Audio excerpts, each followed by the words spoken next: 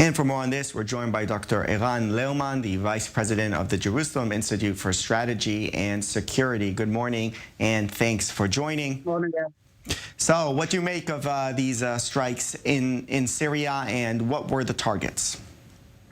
Well, first of all, it's, I think, quite nice to have Israel and the United States in tandem in doing much the same within a relatively short period of time, striking against Iranian-backed presence in Syria, each for both of us for the same reason, retaliating against attacks. In the United States, the case of the United States, attacks on American targets in Erbil.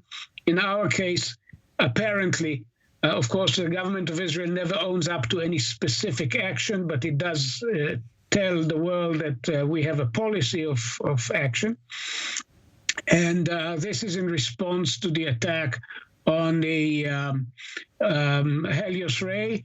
And definitely we need to give a clear, unambiguous signal to the Iranian regime that a policy of escalating provocations will not be tolerated in the run-up to whatever may happen on the nuclear issue.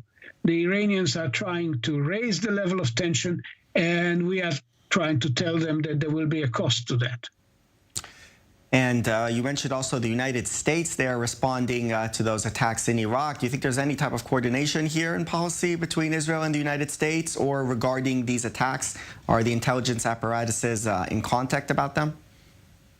I think the intelligence cooperation and daily communication between our two countries is at the highest level ever for the last few years, and I don't think this has been diminished. In fact, Israel has just been transferred to the area of responsibility of CENTCOM. The former commander of CENTCOM is now the Secretary of Defense of the United States, Lloyd Austin.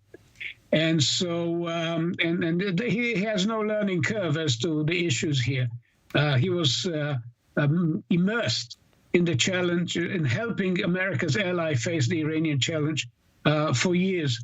So I think, yes, we do see eye to eye. And by the way, you mentioned that the Syrians say that they have shot down most of our missiles. Of course, in every attack, most of the missiles are decoyed.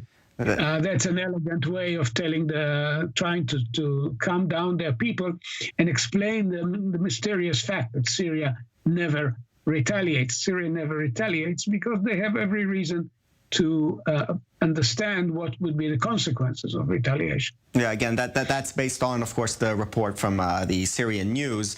And regarding, the Iranians after this attack on the cargo ship and seeing the response here, do you think they'll try again to attack shipping vessels in the Gulf or any other mischief in the coming days or weeks?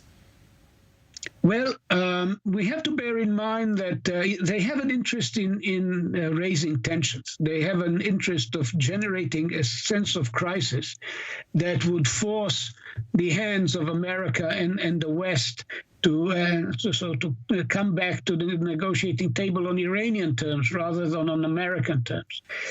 They will try. I suspect there will be further attacks. We saw already, that with the Houthi rebels in Yemen, who are fully backed by Iran, their thank you note to the Biden administration for removing them from the terrorist list was pinned to a rocket that was fired at Saudi civilian targets. So you see my point. The Iranians are raising the level of tension, and there needs to be a robust response from all concerned. And I think on this question, the United States, Israel, France, and of course our newly established friends in the Gulf are all on the same page. Okay, Dr. Eran Lerman, Vice President of the Jerusalem Institute for Strategy and Security. Thanks a lot for those insights. You're welcome.